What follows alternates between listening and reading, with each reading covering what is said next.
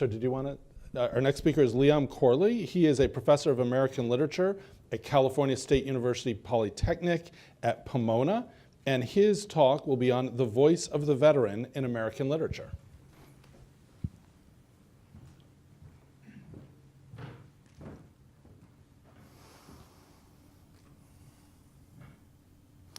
January 5th, 2009, 10 years ago today, I began my 71st day of a 10-month military deployment to Afghanistan. You see, in addition to being a literature professor, I am also an intelligence officer in the U.S. Navy Reserve.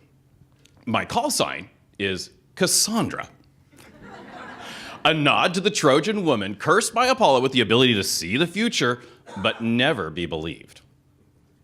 When I returned to the university world after almost a year in a combat zone, I was struck by two things. First, there are a heck of a lot of veteran characters in American short stories, novels, and poems. I had been teaching some works for almost a decade, and I'd never taken note of the many characters with military backstories. Now, the reason for all of these veterans in American literature that you're going to see scrolling on this screen to my left isn't hard to understand. Because the United States was born out of a war with Great Britain, its national identity is more tied to military conflict than countries with shared languages, geographic boundaries, or traditions. As a result, veteran characters give American writers a special perspective to critique the nation's identity and purpose. So the second thing I was struck by when I returned from my deployment is that when people would ask me for an opinion about our wars in Iraq or Afghanistan, I found myself tongue-tied. Even though veterans are afforded a lot of respect in America, I felt like my words had to match a model people had in their minds of what a veteran knew. Things like stress under fire, loyalty to comrades, or especially bitterness towards people in charge who didn't know what was really going on. What I wanted to share didn't match those expectations, and that made me keep silent. It took a while, but eventually I came to see that those two situations, the history of veteran depictions in literature on the one hand and my difficulty in speaking my mind on the other, were related. In many ways, my call sign, Cassandra, the Trojan woman who could see the future but never be believed, suggests how veteran characters are deployed by American writers, and how that deployment affects what real-life veterans feel capable of saying. Though some Americans are cursed by the experience of war with insight into foreign affairs and into war itself, they are depicted as having less and less ability to make use of that knowledge for themselves or their communities as the 19th century unfolded.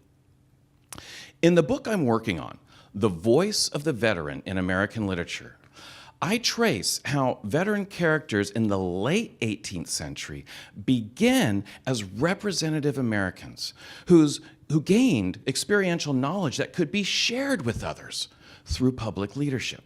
Citizen soldiers like General Washington learned from their time at war, but they were not defined by it. By the end of the century, though, veteran identity in literature had more to do with depoliticized individual experiences like trauma, loyalty to friends, or physical suffering.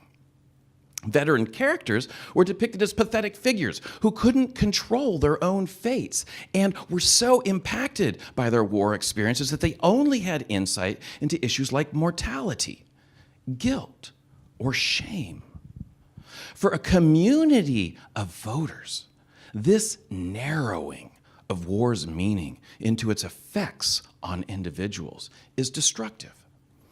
If the public looks to veterans for some insights into war, and veterans are only expected to understand things like trauma, friendship, disillusionment, then the country's conversations about the strategies and effects of specific wars will be inadequate. By exploring the history of veteran depictions in literature and showing how those depictions have resulted in a depoliticized individual perspective on war, I hope to change that and to help the Cassandra voices of all veterans to be heard. Thank you.